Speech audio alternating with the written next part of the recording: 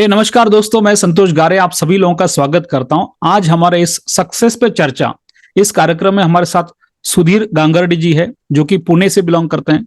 ये पिछले 24 साल से अपना एलआईसी का बिजनेस कर रहे हैं। ये 24 साल में उन्होंने लगभग पिछले 8 साल से कंसिस्टेंट एमडीआरटी कर रहे हैं। इनके लगभग 3000 से ज्यादा कस्टमर्स है और पिछले साल इनका ग्रॉस इनकम 28 लाख रुपए का है। मैं जानता हूं कि ये काफी सारे सीक्रेट्स अपने साथ लेके आए हैं और आज के इस इंटरव्यू में आपको वो सभी चीजें सीखने को मिलेगा। तो सबसे पहले सुधीर जी, मैं आपका स्वागत करता हूं। वेलकम, कैसे हैं आप?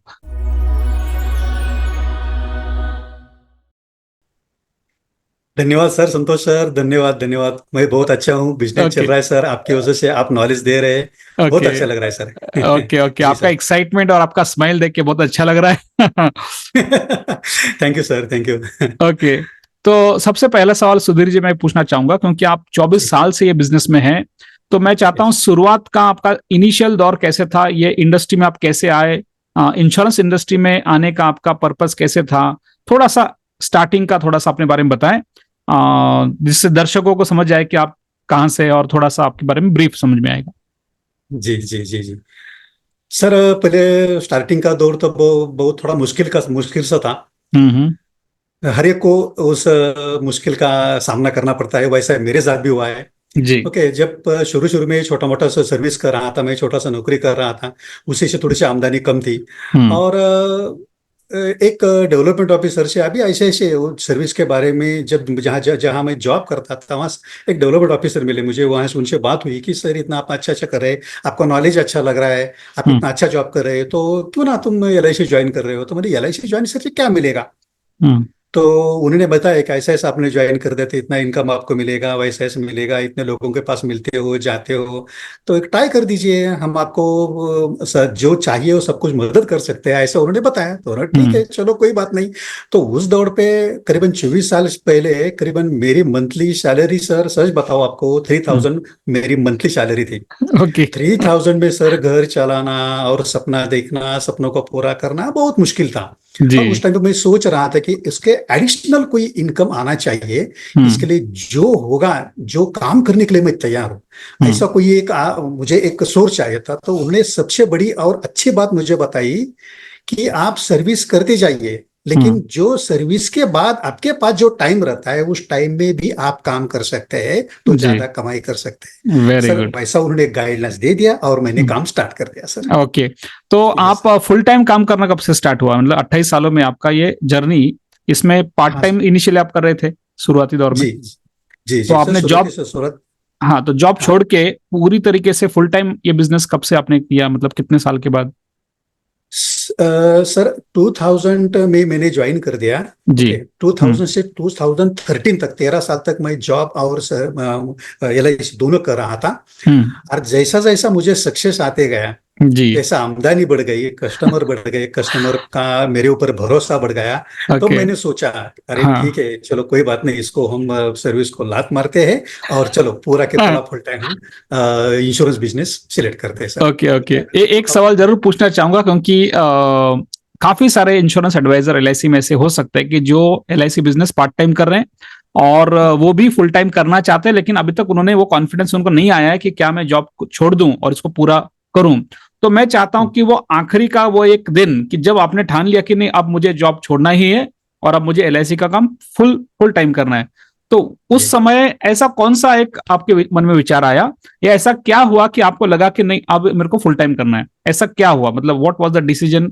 अगर आप याद कर पाए उस वक्त का टाइम तो बताएंगे थोड़ा सा। बहुत अच्छा सवाल किया सर आपने।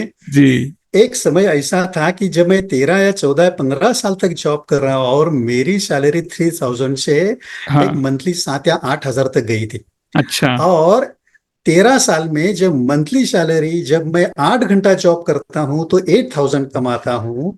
उस टाइम मेरे पार्ट टाइम में LIC का काम करके मंथली मेरा पेमेंट 25,000 आ रहा था। क्या बात है।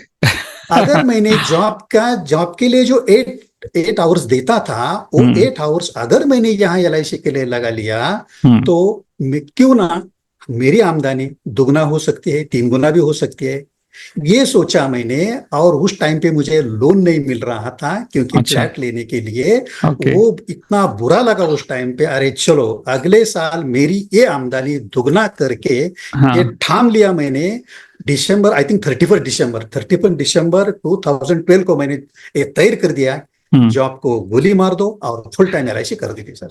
बस ये हादसा मेरे साथ हुआ है सर। ये बहुत एक्साइटेड स्टोरी आपकी लग रही है और मुझे डेफिनेटली गारंटी कि जो भी लोग इसको देखेंगे ये इंस्पिरेशन जरूर जी लेंगे।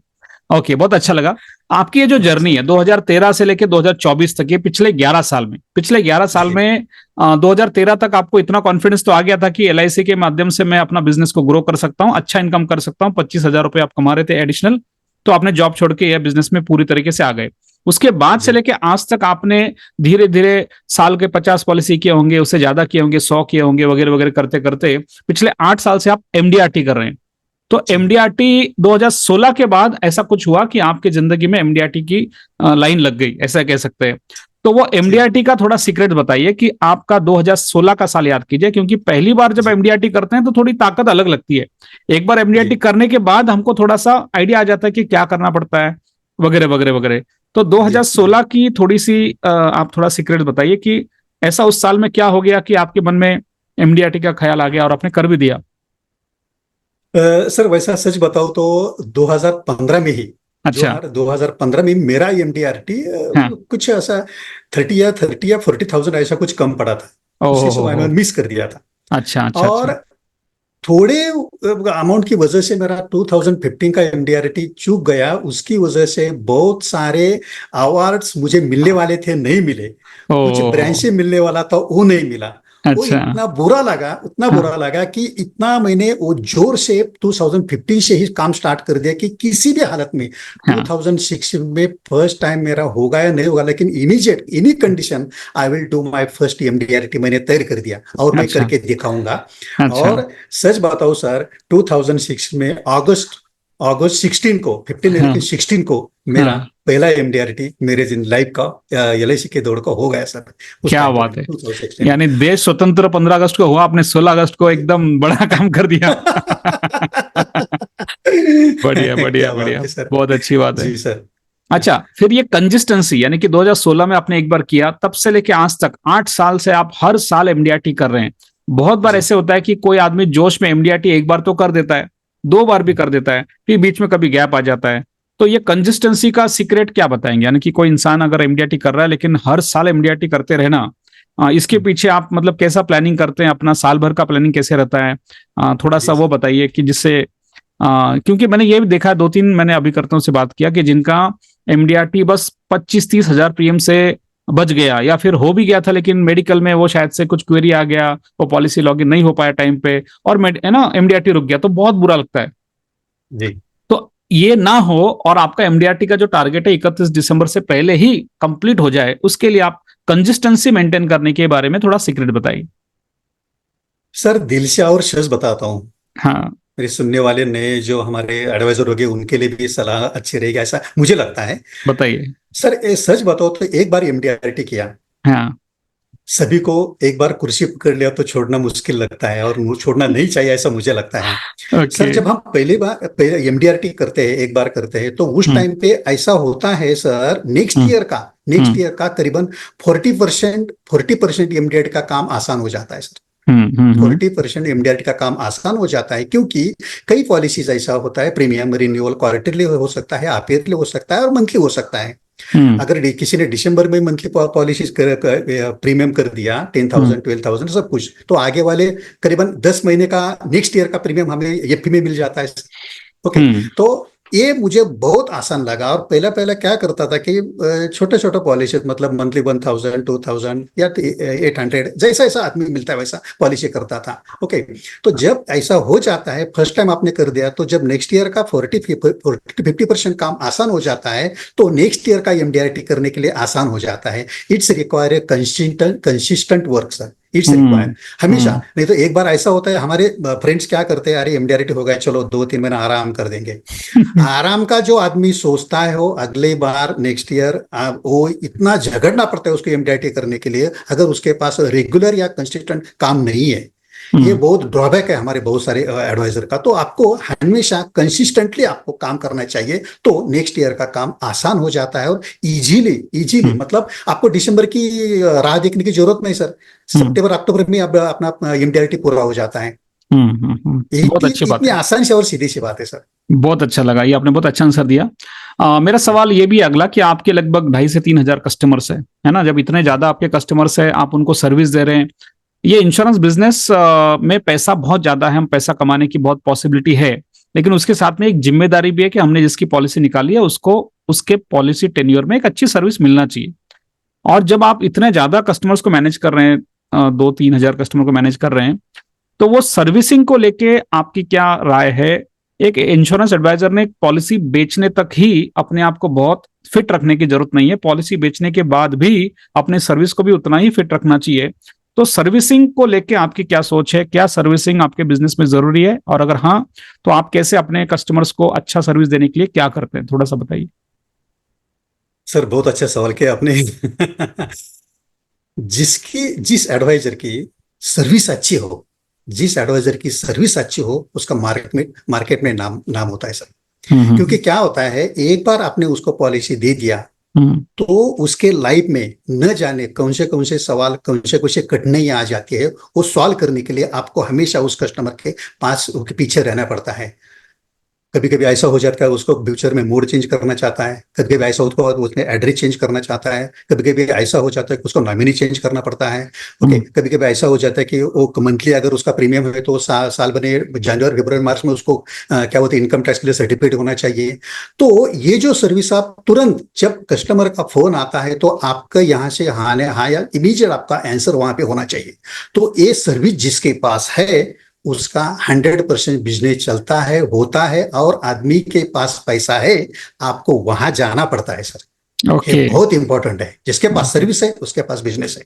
नहीं ओके तो कभी कभी ऐसा होता है कस्टमर चले चलो भर देता है पैसा, चला वो भर देगा, ऐसा नहीं है सर। कभी हम्म कभी ऐसा होता है कि जब कस्टमर को, सर एक अभिमान से गर्व से मैं बोल देता हूँ, मेरे 75 to 80% कस्टमर को LIC ऑफिस कहाँ है ये पता नहीं है। अच्छा अच्छा, उनको बस आप ना पता है। सर्विस में देने की कोशिश। जी, ये ओके, कहाँ वेरी है कि गुड। मेरा पैसा किस ऑफिस में जाता है, कहाँ से आता है, 5 साल के बाद SB ड्यू मिलता है, उसको सर्वाइवल बेनिफिट मिलता हो, उसी डेट पे उसके अकाउंट में आता है, और दूसरे दिन मैं फोन करता हूँ, सर कल आपके अकाउंट में 50,000 आने वाले थे, आ गए क्या सर?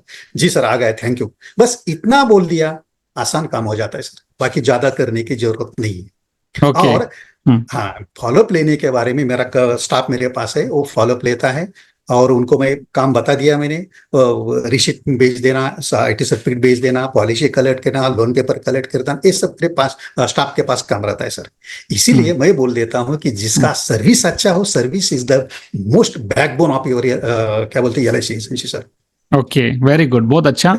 अगला सवाल ये है कि 24 साल आपको हो गए इंडस्ट्री में, एक जमाने में जी आप जॉब कर रहे थे, 3,000 रुपया कमाते थे, आज की डेट में आप साल का 28 लाख रुपया कमा रहे हैं। ये बहुत जी बड़ा अंतर है, ठीक है? तो मैं जानना चाहता हूं सुधीर जी कि आपके सोचने के तरीके में, आपके काम करने के तरीके में, आपका ये दुनिया को देखने के तरीके में क्या बदलाव आया? जब आप 3,000 रुपया कमाते थे तब आपका दृष्टिकोण कैसा था? आज आप साल का 28 लाख कमाते हैं, तो क्या आपको लगता है कुछ उसमें परिवर्तन आया है, या फिर क्या? मैं जानना चाहता हूं, क्योंकि ये डेफिनेटली बहुत बड़ी बात है कि, या बताए थोड़ा सा। सर जरूर जरूर जरूर सर, चेंज तो होना ही चाहिए सर। हम्म परिवर्तन क्या होता है सर? परिवर्तन जीवन जीने का तरीका है सर। जिसके पास परिवर्तन नहीं हो, वो नहीं हो, ऐसा इतना आसान से और अच्छी जिंदगी नहीं जी सकता सर। जस्ट हम्म ओके। और दूसरी बात ऐसा होता है कि सर टेक्नोलॉजी बदल रही है, टेक्नोलॉजी हम्म चेंज हो रही है, जैसी टेक्नोलॉजी चेंज हो रही है तो उसको आपने अडॉप्ट करना चाहिए। कि हम्म जितना टेक्नोलॉजी आपके पास होगी उतना क्लाइंट के प्रति आपकी सर्विस अच्छी होगी सर। हम्म हम्म हम्म तो जो इसके पास है, जो बदलाव को एक्सेप्ट करता है, वो हम्म हमेशा आगे जाता है। हम्म दूसरी बात ऐसा बोल देता हूँ कि सर जब ये होते हुए मैं जब कस्टमर के पास जाता था तो कभी कभी ऐसा होता है कि फैमिली रिलेशन उनके साथ बना रहता है। हम्म फैमिली रिलेशन में कई कस्टमर ने जीरो से हीरो कैसे हो गए, ऐसे भी मेरे कस्टमर है। अच्छा। जीरो से हीरो हो गए, तो हीरो कैसे हुए वो स्टोरी कभी कभी मैं मेरे कस्टमर के पास जब सुनता था 10-15 साल पहले, अरे यार हम भी जीरो है ऐसा समझने में क्या दिक्कत है, हम एक दिन हम्म हीरो बनेंगे। तो जीरो से हीरो कब तक कब बना ये मुझे नहीं पता चला सर, बस अच्छा। कंटिन्यूअस वर्क करना, ये इतना मैंने कर लिया। ये ओके। चेंजेस मैंने इस 24 साल में सर देखे सर, और देख रहा हूँ, एक्सेप्ट कर रहा हूँ सर। ओके, बहुत अच्छा। अब मैं आपको थोड़ा सा ये इंटरव्यू का थोड़ा पैटर्न को थोड़ा सा मैं चेंज करता हूँ एक एग्जांपल के जी साथ। इंडिया में काफी सारे क्रांति हुई, ठीक है, काफी सारे इन्वेंशंस हुए। एक जमाना था जब जी 2G था, फिर 3G आ गया, 4G आ गया, अभी 5G आ गया। एक जमाना था जब बैलगाड़ी से मुंबई दिल्ली जाते थे, फिर ट्रेन से जाते थे, अभी एरोप्लेन से जाते हैं। एक जमाना था जब हम फिजिकल काम करते थे, कस्टमर को फोन करके अपॉइंटमेंट मांगते थे, फिर उसके घर जाके पॉलिसी समझाते थे, फिर वो फॉलोअप के लिए फोन करते, हम उसको फोन करते थे। ये एक फिजिकल काम करने का तरीका था। लॉकडाउन के बाद, कोरोना के बाद, हम सबको ऐसे लगने लगा कि हमारा भी सोशल मीडिया में प्रेजेंस चाहिए, हमारे भी वीडियो होना चाहिए, हमने भी जूम मीटिंग कंडक्ट करना चाहिए। तो वैल्यू मार्केटिंग एक कॉन्सेप्ट आपने हमारा अटेंड किया, जी जिसके माध्यम से आपको वैल्यू मार्केटिंग समझा कि क्या होता है, कि कस्टमर को मार्केटिंग करने से पहले वैल्यू कैसे क्रिएट करना चाहिए, हम अपना सोशल मीडिया प्रेजेंस कैसे बढ़ा सकते हैं, वीडियो बना के, जूम मीटिंग कंडक्ट करके, Instagram, Facebook, LinkedIn, social media में जितने प्लेटफॉर्म है उसके अंदर अपने आप को प्रमोट करके।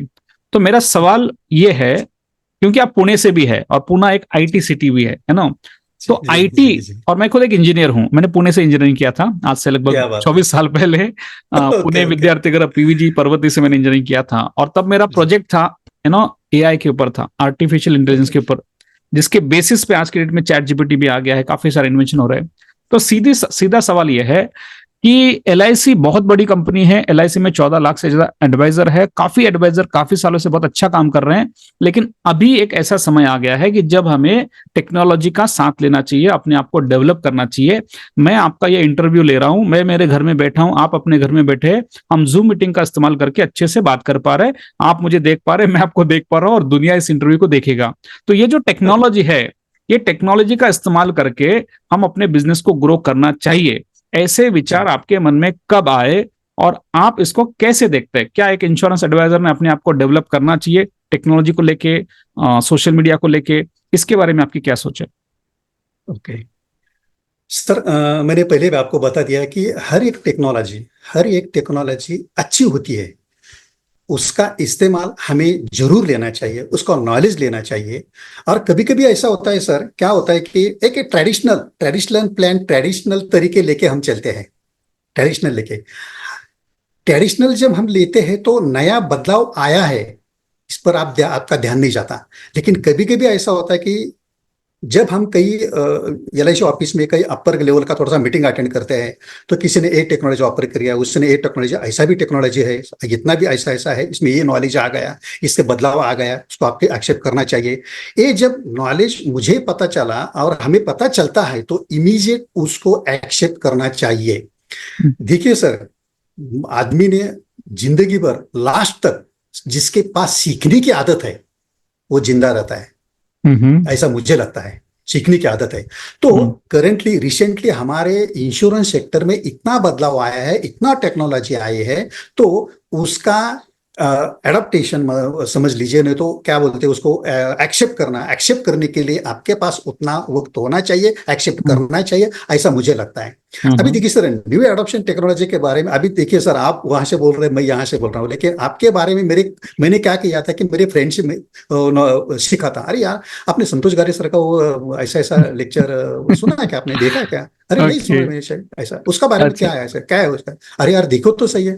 अरे मैंने सर सच बताता हूँ आपको, मैंने बोला था, अरे यार संतोष गारे सर ऐसे बहुत सारे लेक्चर मैंने देखे, क्या है ऐसा 20-25 साल में ये सीख रहा हूँ मैं। अरे थोड़ा सीख तो लीजिए, एक बार अटेम्प्ट तक कर दीजिए। और मेरी आदत ऐसी है कि कुछ नया मुझे मिलेगा, कुछ ओके। नया मुझे मिलेगा। सच बताओ भाई, दिल से बताता हूँ सर, वीडियो कैसा बनाना, उसका एडिटिंग कैसा करना, उसका और जूम से क्या बोलते हैं उसको, गूगल से फोन नंबर कैसे निकलना, जिसकी कोई भी पहचान नहीं है, इस आदमी की, जिस कस्टमर की आपको कोई भी पहचान नहीं, उसके पास कैसा जाना, उसको जो हम कर रहे हैं उसको कैसे बताना, साइलेंटली बताना, भागदौड़ करने की जरूरत नहीं, घर बैठे बैठे उसके पास कैसे जाना। ये जब मैंने सर आपका वैल्यू एडिशन का कोचिंग जब मैंने पहली बार अटेंड किया, उसी दिन मैंने तय किया कि जो मेरे फ्रेंड ने बताया था, अभी संतोष गारे सर के पास जाना, ये नॉलेज लेना मेरी जिम्मेदारी है। और ओके। जैसी मैं जिम्मेदारी लिया सर, मैंने तय किया, आज सच बताओ तो सर, अभी तक मैंने 12 वीडियो बना के रखे हैं,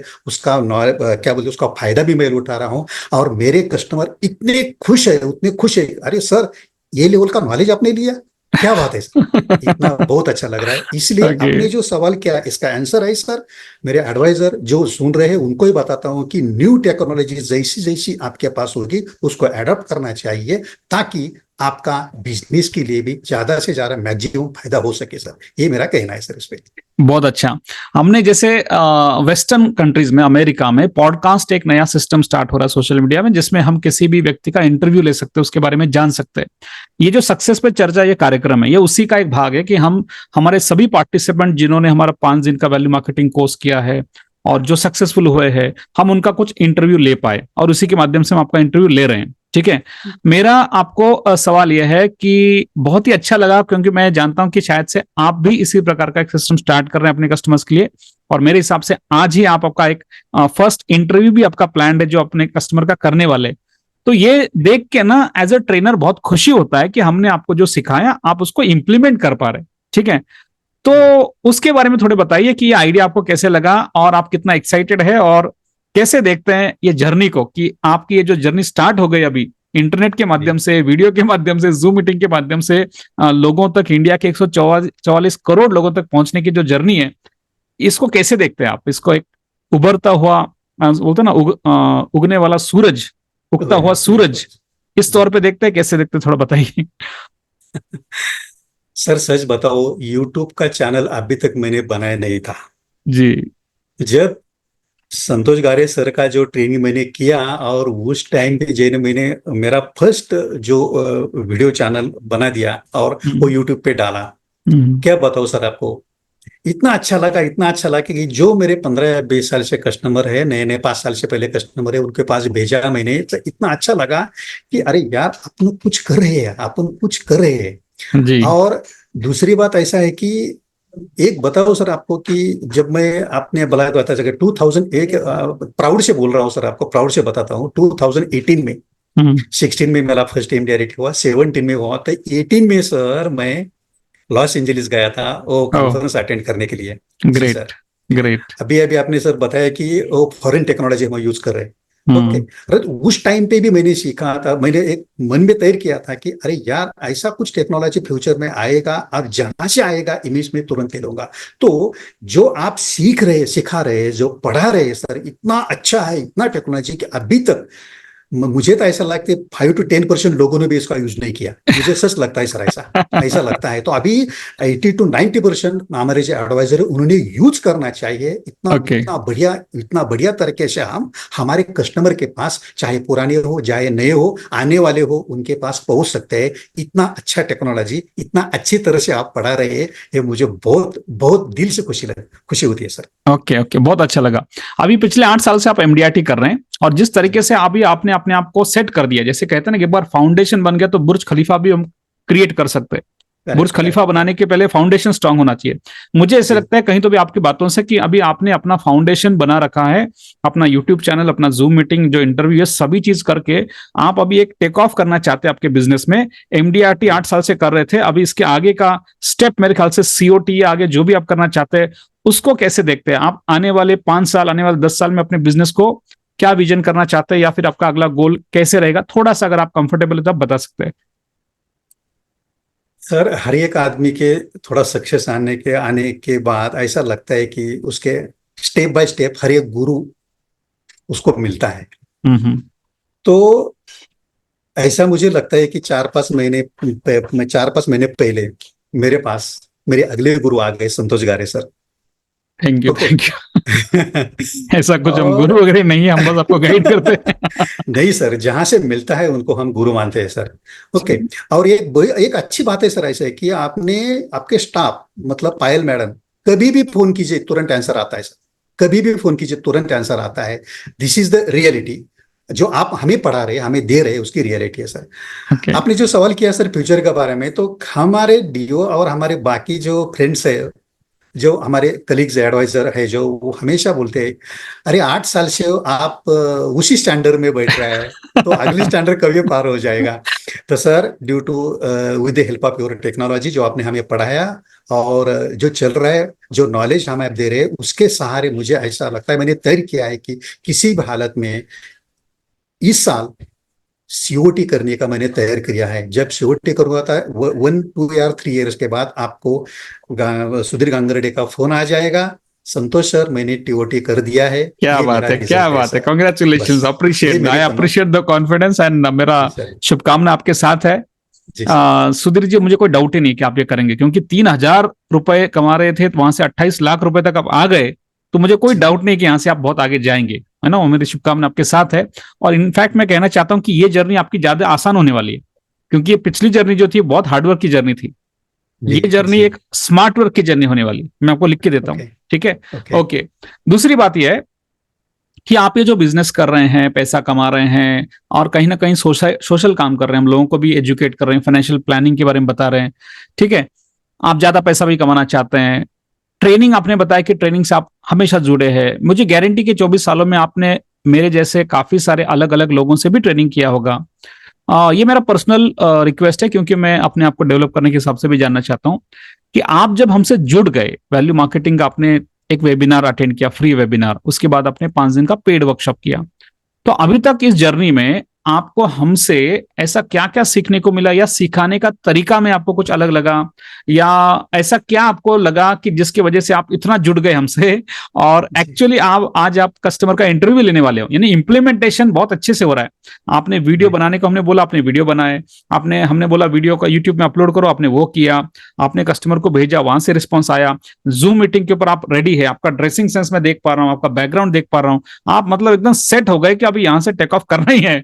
तो ऐसा क्या थैंक आप यू सर। डिफरेंशिएट करेंगे एज अ वैल्यू मार्केटर या फिर एज अ संतोष गारे हमसे, ऐसी कौन कौन सी चीजें आप सीख रहे हैं जो आपको लगता है कि ये हटके है, और इसके लिए हर इंश्योरेंस एडवाइजर ने एक बार तो कम से कम जो हमारा फ्री प्रोग्राम है उसको एक बार तो अटेंड करना ही चाहिए। तो इसको लेके आपको क्या सोच है आपकी?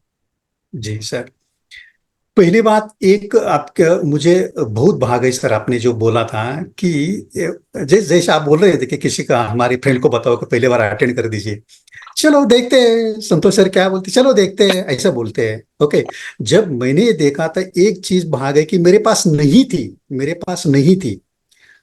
संतोष सर ने बताया चलो आज एक काम कीजिए, वीडियो बना, अरे वीडियो बनाना आसान है, ठीक है वीडियो बनाएंगे, क्या बोलना कस्टमर के सामने, क्या बोलना उसको, क्या बताना। ओके। हमारे पास क्या नहीं है, अरे आप फाइनेंशियल प्लानिंग करते हैं, आप फैमिली का, ठीक है, मतलब क्या एजुकेशनल प्रोविजन कर देते हैं, पेंशन प्लान कर देते हैं, पेंशन प्रोविजन कर देते हैं, फ्यूचर का प्रोविजन कर देते हैं, ठीक है, इसके लिए बोलना क्या है, करना क्या है, ये जो है ना, ये आप क्या बोलते हैं, स्क्रिप्ट बना के देते हैं। जी जी जी जब जी। एक बार आपको डाटा मिल गया तो उसी में ऐड क्या करना जो आपको अच्छा लगता है, और अच्छा लगने के बाद सामने वाले आदमी को भी अच्छा लगेगा, ये जी। गारंटी आपकी ट्रेनिंग से मुझे आ गई सर। ये अच्छा। बहुत इंपॉर्टेंट है, बहुत इंपॉर्टेंट है sir. This is the basic information for your agency sir, basic information. और हम्म कभी कभी ऐसा होता है कि सर थोड़ा चलो 10, 15 साल, 20 साल काम कर दिया, अभी काफी हो गया, चलो महीने का 1 लाख 1.5 लाख कमीशन आ रहा है, चलो क्या देखने गए, नहीं नहीं, ऐसा नहीं है सर, ऐसा नहीं है। हम्म हर एक मोड पे आपको चेंज होना चाहिए, हम्म आने वाले टेक्नोलॉजी को अडॉप्ट करना चाहिए। और ये जो है, मैं आपकी ट्रेनिंग से सीखा, उसी टाइम पे मुझे लगा कि ये मेरे पास नहीं था, मैं ऐसा हम्म। ही घूम रहा था, ऐसा ही दौड़ रहा था, ओके। ताकि जब 100 स्पीड से मैं जा रहा था, तो मुझे 100 स्पीड से जाने की जरूरत नहीं, मेरे 20 स्पीड से चला गया तो भी तेरा 100 स्पीड मैं कवर कर सकता हूँ। ऐसा अच्छा। जब मैंने आपका ट्रेनिंग अटेंड कर दिया, तो उसी टाइम पे मुझे लगा सर ये दिस इज इम्पोर्टेंट, और मेरे 24 ईयर्स के जर्नी में ये मेरे पास नहीं था, वो मुझे मिला, और उसका सही तरीके से हम्म। आज मैं उपयोग कर रहा हूँ, इस्तेमाल कर रहा हूँ, और उसका ओके। रिजल्ट भी आपके सामने आ रहा है सर। बहुत अच्छा। और क्या बताओ। हाँ, वेरी गुड, वेरी गुड। जी इम्प्लीमेंटेशन ट्रेनिंग तो हम बहुत करते हैं, खाया कितना इंपॉर्टेंट नहीं, जी पचाया कितना इंपॉर्टेंट है। मुझे बहुत खुशी जी कि हमने आपको जो जो सीखा आप सब इम्प्लीमेंट कर रहे हैं। ठीक है। जी हमने हमारे वर्कशॉप में या फिर एडवांस प्रोग्राम में हमने आपको बताया, जैसे कि आप आपका विजन बोर्ड है ना, पायल मैडम के जी माध्यम से 1-to-1 विजन बोर्ड आपका बना होगा। कोचिंग सेशन हम कंडक्ट करते हैं, काफी सारे जी टॉपिक्स के ऊपर आपको ग्रुप सेशन करके हम क्वेश्चन आंसर सेशन कराते हैं। आपको जी लगता है ये जो हमने इनिशिएटिव लिया है, जिसके माध्यम से हम एग्जैक्टली आपको सही सपोर्ट मिलना चाहिए, आपकी क्वेरीज को किसी ने सॉल्व करना चाहिए, या कैसे करना है ये किसी ने सिखाना चाहिए, अदर देन मी। तो ये जो टीम का सपोर्ट हमारे ट्रेनिंग में आपको मिलता है, इसके बारे में आपको क्या लगता है? ये सही है, अच्छी बात है, इससे कुछ आपको वैल्यू एडिशन मिल रहा है? सर, पहले हमने बोल दिया था कि किसी भी बिजनेस में जिसकी सर्विस अच्छी हो वो हाँ। बिजनेस अच्छी तरह से चलता है सर। ओके। इसी से ही मैं बोल देता हूँ कि आपका बैकबोन का सपोर्ट है बहुत अच्छा है, टीम आपकी बहुत अच्छी है सर, बहुत ओके। अच्छी है। और क्या बोलते हैं कि एक सवाल आप तीन तीन चार चार पांच पांच बार उनको पूछिए, हम्म। सही तरीके से साइलेंटली आंसर मिल जाता है। Silently, okay. सर यहाँ ओके। है, सर ऐसा कीजिए, सर ऐसा नहीं, सर ऐसा कीजिए, आइए पीछे आइए सर। ऐसा मैं देखता हूँ, जूम पे मैं देखता हूँ कि बिना कोई दिक्कत से इतनी आसान तरीके से आपका स्टाफ बहुत अच्छी तरह से सिखाता है, बहुत अच्छे तरीके। ताकि क्या होता है कि जब हम इम्प्लीफाई करते हैं, जब इम्प्लीफाई करने के लिए ज्यादा टाइम नहीं लगता, बस मालूम होना चाहिए। मालूम करने के लिए आपकी टीम बहुत अच्छी है सर, इतना अच्छा सपोर्ट आपके यहाँ से मिल जाता है। Thank you. इसलिए कोई दिक्कत नहीं आती सर, बहुत स्टाफ थैंक अच्छा यू। है सर आपका। Thank you. Thank you. मैं दर्शकों को बताना चाहूंगा, क्योंकि आप इतना अच्छा बात कर रहे हैं ट्रेनिंग के बारे में, हमारे बारे में, तो दर्शक जो देख रहे हैं शायद से उनके मन में सवाल होगा कि ऐसा कौन सा प्रोग्राम। तो दर्शकों मैं आपको बताना चाहता हूं, हमारे एक 3 घंटे का फ्री प्रोग्राम होता है जिसका नाम होता है वैल्यू मार्केटिंग। ये 3 घंटे का फ्री वेबिनार है जिसके अंदर हर LIC एडवाइजर, हर इंश्योरेंस एडवाइजर उसको अटेंड कर सकता है। ये 3 घंटे के प्रोग्राम में आपको सिखाते हैं कि कैसे आप अपना बिजनेस को फिजिकल से डिजिटल कर सकते हैं, कैसे हम सोशल मीडिया का इस्तेमाल कर सकते हैं, फेसबुक का, इंस्टाग्राम का, लिंक्डइन का, कैसे आप अपने वीडियो बना सकते हैं, कैसे जूम मीटिंग कंडक्ट करना है। इसकी अधिक जानकारी के लिए मैं थोड़ा सा आपको लेके जाऊंगा गूगल के ऊपर। और जैसे यहाँ पे आप यूट्यूब में अगर आप जाते हैं, if you go to YouTube, YouTube में जाने के बाद अगर आप नाम डालेंगे संतोष गारे, तो यहाँ पे मैं आपको करके दिखाता हूं, संतोष गारे। तो यहाँ पे आप नाम डालिए, आपको चैनल मिल जाएगा। ये हमारा चैनल है। इस चैनल के अंदर काफी सारे वीडियोज है जो आपके सक्सेस के इंटरव्यू यहाँ पे अपलोड कर सकते हैं।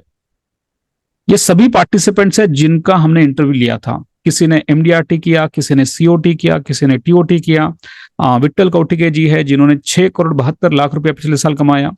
हेल्थ इंश्योरेंस में 2000 पॉलिसी बेचा। ऐसे काफी सारे सक्सेस अचीवमेंट्स के वीडियोज है जो यहाँ पे रहते हैं। अगर आप हमारा 3 घंटे का प्रोग्राम अटेंड करना चाहते हैं, उसकी जानकारी चाहते हैं, तो कोई भी वीडियो आप ओपन करना है और उस वीडियो का आपको डिस्क्रिप्शन में जाना है। ये डिस्क्रिप्शन होता है यहाँ पे। तो जैसे इस वीडियो के डिस्क्रिप्शन में जाएंगे, यहाँ पे आपको एक मैसेज मिलेगा। जो भी हमारा अपकमिंग वेबिनार है, यानी कि आने वाले दिनों में हम जो भी वेबिनार लेने वाले हैं, उसकी जानकारी, अपडेटेड जानकारी यहाँ पर आपको मिलती है। वो कब है, उसका टाइमिंग क्या है, उसका डेट क्या है, उसकी जूम लिंक क्या है। और यहाँ पे हमारे टीम मेंबर्स का नंबर्स भी होता है जिनको आप कॉल करके पूछ सकते हो, उनकी जानकारी वहां से ले सकते हो। तो अगर आप ये प्रोग्राम 3 घंटे का फ्री प्रोग्राम अटेंड करना चाहते हैं, तो यहाँ पे वैल्यू मार्केटिंग का वेबिनार के लिए आप यहाँ पे आके देख सकते हैं। सुधीर जी, आपसे बात करते करते कैसे वक्त जा रहा है समझ में नहीं आ रहा, लेकिन ऐसे लग रहा है कि और काफी सारे सीक्रेट्स आपके अंदर है जो मैं पूछना चाहूंगा। मेरा अगला सवाल ये है कि जिंदगी में एक होता है कि मुझे जिम्मेदारी है परिवार की, इसलिए मैं काम कर रहा हूं। मुझे ऐसा लगता है कि आज के डेट में आपकी एक ऐसी लेवल है कि जो आपके ऊपर जिम्मेदारी हो सकती है परिवार की, वो तो आपने ऑलरेडी बहुत अच्छे से प्लान कर चुके हैं और उसके लिए आपका प्लान हो चुका है। फिर एक होता है कि मैंने ये देश के लिए कुछ करना चाहिए, सोसाइटी के लिए कुछ करना चाहिए, मेरे कस्टमर्स के लिए कुछ करना चाहिए, या मैंने आज तक जो अचीव किया है उसका 10 गुना मैं कैसे कुछ कर सकता हूं। एक बड़ी सोच से हम काम को लग जाता है। मुझे पता नहीं क्यों आपके बातों से ऐसा लग रहा है कि अब आप उस लेवल पे आ गए कि ऑलरेडी आपकी जो भी जिंदगी की एक लाइफ की जिम्मेदारी होती है अपने फैमिली मेंबर्स को लेके, वो शायद से ऑलरेडी आपने पूरा कर लिया। उसको पूरा करने के लिए अभी आपको कुछ काम करने की मुझे तो लगता नहीं जरूरत है। लेकिन एक मोरल जिम्मेदारी, ये मैं क्यों बता रहा हूं, मेरे पिताजी आर्मी में थे, पिता है ना। तो बचपन से हम देखते आ रहे हैं कि देश के लिए कुछ करना चाहिए, कुछ करना चाहिए। और हमने भी मिशन ले लिया इस ट्रेनिंग के माध्यम से कि हम भारत के 1 लाख से ज्यादा फाइनेंशियल एडवाइजर्स को एजुकेट करेंगे कि वो ये टॉपिक, इंश्योरेंस का टॉपिक ज्यादा से ज्यादा घरों तक लेके जाए। आज भारत में 144 करोड़ की पॉपुलेशन है, उसमें से 75 करोड़ पॉपुलेशन ऐसी है कि जो फाइनेंशियली लिटरेट नहीं है। उनको अभी तक नहीं पता है कि इंश्योरेंस कितना होना चाहिए, क्यों होना चाहिए, बचत कैसे करना है, रिटायरमेंट प्लानिंग कैसे करना है। और इसके कारण भी कहीं ना कहीं देश की GDP उतनी अच्छी सी और ग्रो हो सकती थी जो नहीं हो रही है। तो उसमें आप अपने बिजनेस को कैसे देखते हैं, आप ये देश के प्रति अपनी जिम्मेदारी को बढ़ाने के लिए ये इंश्योरेंस बिजनेस को कैसे एक जरिया, कैसे एक टूल, कैसे एक कारण के तौर पे देख सकते हैं कि इसके माध्यम से भी आप देश की एक सेवा कर सकते हैं। तो उस हिसाब से आपकी क्या सोच है? सर सच बोलो तो हर एक फैमिली में हर एक फैमिली में फैमिली का पूरा की पूरा बोझ किसी एक आदमी के कंधे पर रहता है। हम्म। और हर एक आदमी अपने फैमिली के लिए सपना देखता है। हम्म। फैमिली के लिए मतलब बच्चे हो गए, खुद हो गए, उसका बुढ़ापन हो गए, सभी छोड़ गए। जब उसके क्या बोलते हैं उसको, उसका जो अर्निंग्स है, उसका जो अर्निंग है, ज्यादा नहीं की ज्यादा नहीं, वो जो अर्निंग करता है उसी में से 5% है, मिनिमम 10, मिनिमम बोल रहा हूं मैं, मिनिमम हम्म। 10% भी अगर आपने उसके फैमिली को सिक्योर करने के लिए रख दिया, हम्म। तो उसकी फैमिली 100% नहीं तो कम से कम 50% तो सिक्योर हो जाएगी। हम्म। और जब ये हादसा उसके उस फैमिली में कभी कभी न जान हो, कभी हो सकता है, तो हमारी तरफ से क्या बोलते हैं फाइनेंशियल सिक्योरिटी उस फैमिली को 100% मिल जाती है। हम्म। तो मेरा एक सपना है, और मैं हमेशा उस तरफ देखता हूं कि भारत की each and every family should be secured, should hmm. B secured.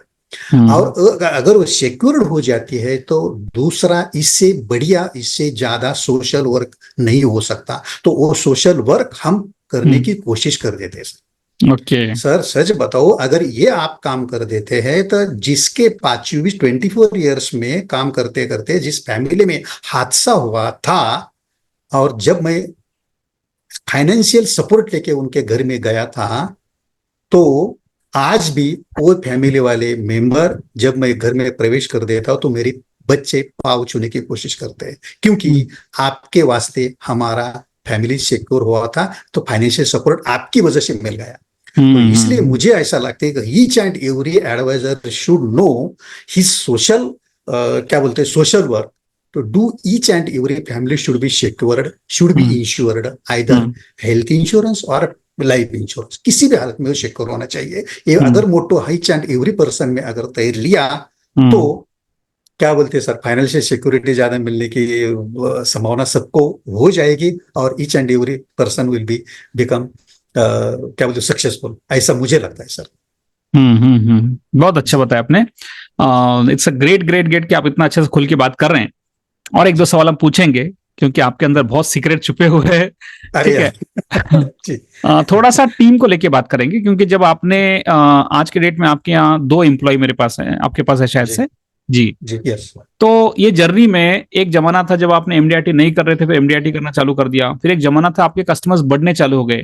तो आपके जिंदगी में एग्जैक्टली कब आपको ऐसे लगा कि आपने एम्प्लॉय रखना चाहिए, और एम्प्लॉय रखने के बाद आपको क्या क्या ऐसे बेनिफिट लगे कि ये शायद से मैं अगर पहले रख लेता तो ज्यादा फायदा होता, यानी कि एम्प्लॉय एक टीम के पास होना चाहिए। क्योंकि आज भी मैंने एलआईसी में काफी सारे ऐसे अभिकर्ता देखे हैं कि जो अच्छा पैसा कमा रहे हैं, लेकिन एम्प्लॉय रिक्रूट करने का ये जो डिसीजन है बहुत डिले कर देते हैं, बहुत लेट करते हैं।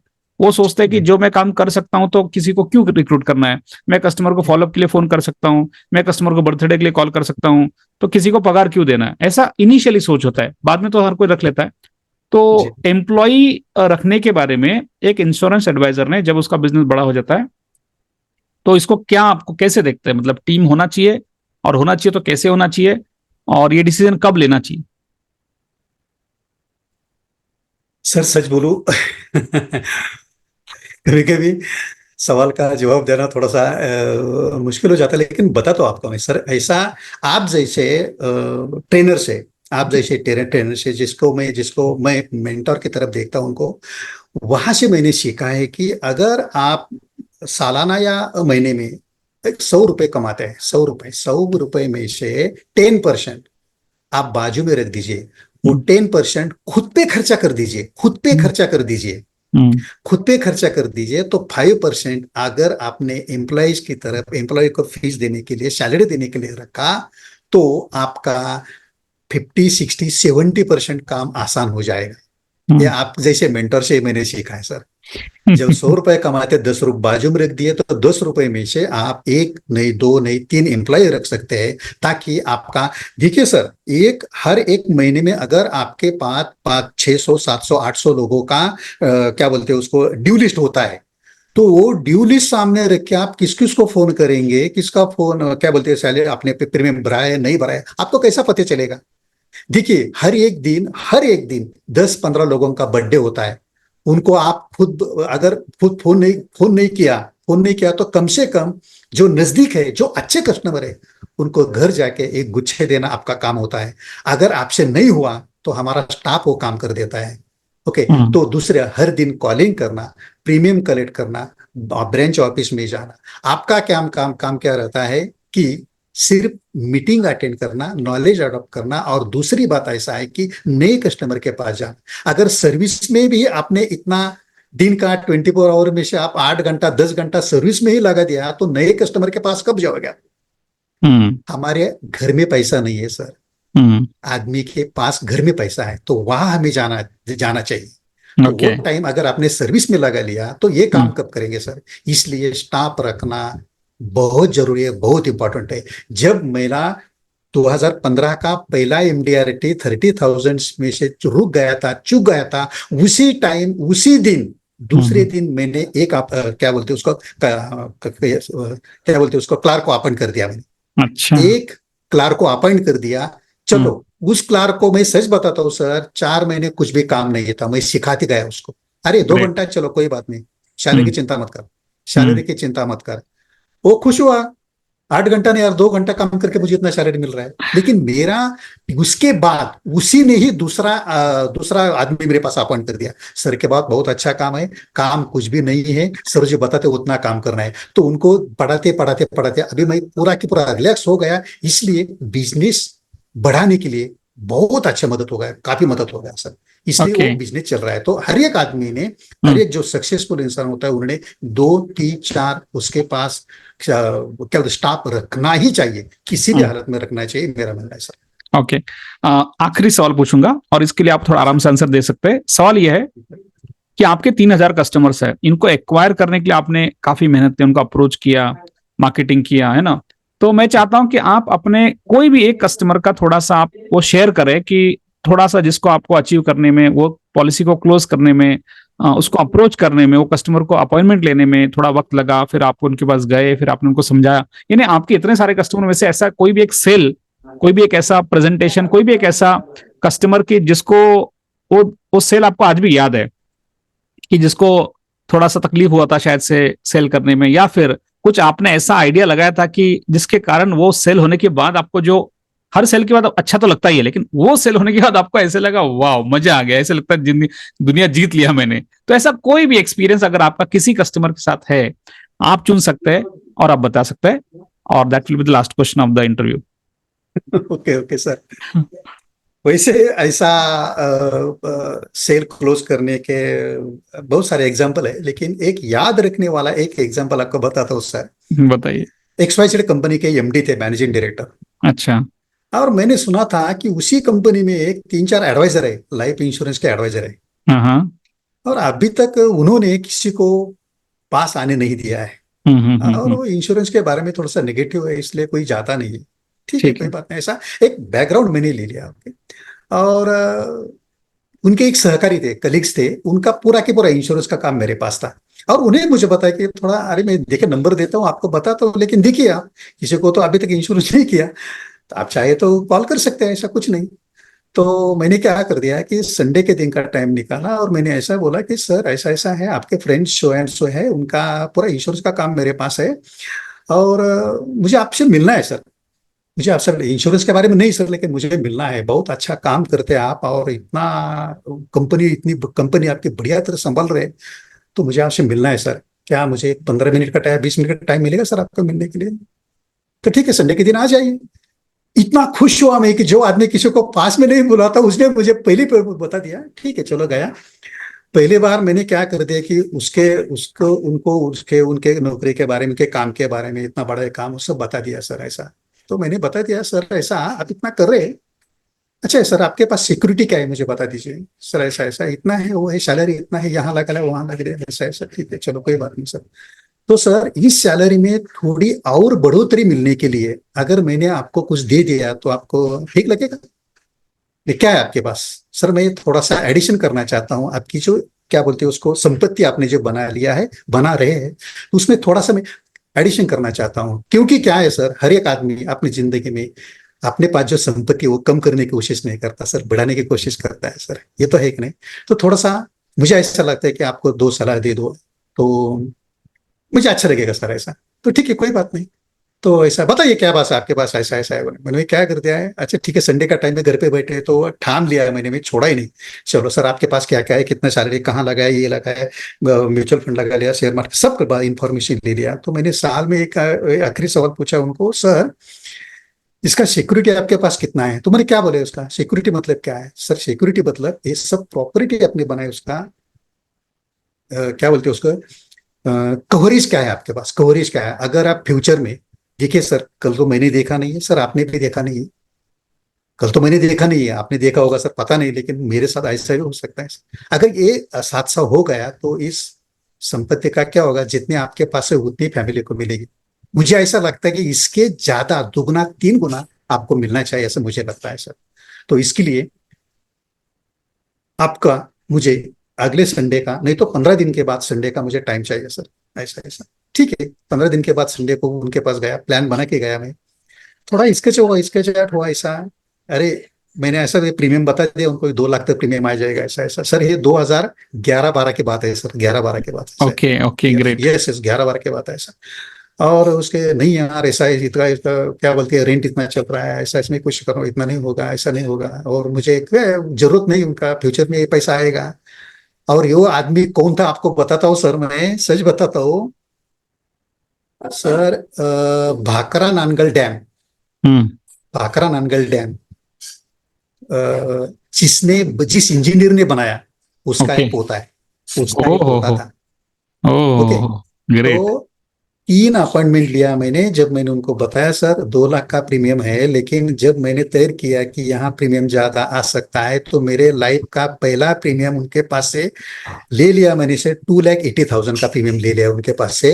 ओहो। और जब बाकी एडवाइजर को पता चला कि अरे ये बाहर का आदमी यहाँ आके अपने मैनेजिंग डायरेक्टर के पास से इतना पैसा लेके गया और उनको सिक्योर कर दिया, तो वो, मतलब बोलूं सर, इतना क्या बोले उसको, उस टाइम पे मुझे सच बता, मुझे नॉलेज भी ज्यादा नहीं था, लेकिन जैसा जैसा मैंने लिया था उससे उनको बता दिया, सब इंपॉर्टेंस बता दिया मैंने। जो आप कर रहे हैं उसका कितना होगा, एक बच्चे के लिए कितना जाएगा, आपके पास कितना आएगा, फ्यूचर के लिए किस काम पे आएगा, ये जो धीरे से अच्छी तरह से बता दिया उनको। तो उन्होंने ठान लिया कि चलो ठीक है, कोई बात नहीं, 2,80,000 हम देने के लिए तैयार है। हाफ ईयरली प्रीमियम रख के चेक उठा के वहां से निकला। तो वो थोड़ा सा मुझे डिफिकल्ट था, हम्म। सच बोलो सर, डिफिकल्ट था। और उसके बाद उन्होंने भी तय किया कि यार, उसके उनके उनके कलीग को बता दिया कि यार आदमी है लेकिन थोड़ा सा नॉलेजेबल पर्सन लगता है, ऐसा उन्होंने बता दिया। तो वहां से सर मुझे करीबन उनके पास से करीबन 10 कस्टमर मिल गए, क्लाइंट मिल गए वहां से। ओहो, तो ग्रेट। से कम सर 8 to 9 लाख का प्रीमियम वहां से मैंने उठा लिया। तो आज तक आए तो वो सिलसिला चालू है सर। क्या बात है, बहुत अच्छा एक्सपीरियंस शेयर किया आपने। सुधीर जी, बहुत अच्छा आपसे लग रहा है। इनफैक्ट ये तो इंटरव्यू बहुत चल सकता है, लेकिन मैं अब यहाँ पे रोकना चाहूंगा क्योंकि ऑलरेडी हम एक्सटेंड कर रहे हैं। तो जी सर। दर्शकों, सबसे पहले मैं आप सभी लोगों का धन्यवाद देता हूं। अगर आप ये वीडियो अभी तक देख रहे हैं, इसका मतलब है कि आपने सभी सीक्रेट जो सुधीर जी ने बताया वो सुन लिया है। तो सुधीर जी, आपको हमारी तरफ से शुभकामनाएं हैं। आपने खुल के हमसे बात किया। सबसे बड़ी बात है कि आपके शेड्यूल में से हमें एक घंटे का, पौने घंटे का वक्त दिया। और ये सक्सेस पे चर्चा, ये जो सीरीज है, ये सीरीज के माध्यम से हम भारत के सक्सेसफुल एडवाइजर्स का इंटरव्यू लेके आपके लिए लाना चाहते हैं। दर्शकों, ऐसे 100 से ज्यादा इंटरव्यूज हम अगले 1 से 1.5 साल में अपलोड करना चाहते हैं। और आप ये देखेंगे कि ये जो श्रृंखला है, ये सक्सेस पे चर्चा की जो श्रृंखला है, ये आपके जिंदगी में, आपके बिजनेस में, एमडीआरटी, सीओटी, टीओटी करने के प्रोसेस में सबसे बड़ा कंट्रीब्यूशन दे सकता है, अगर आप इसको देखें तो धन्यवाद सुधीर जी, मेरी तरफ से आपको फिर से धन्यवाद है। आपने जो समय दिया, और आपका जो मिशन है अगले 1 साल में, 1.5 साल में आप जो भी अचीव करना चाहते हैं, सीओटी अचीव करना चाहते हैं, मेरी तरफ से आपको शुभकामनाएं भी है। और हमें कॉन्फिडेंस है कि आप इसको 100% पूरा करेंगे। Congratulation and thank you. Thank you sir, thank you sir, thank you. Thank you. Thank you sir.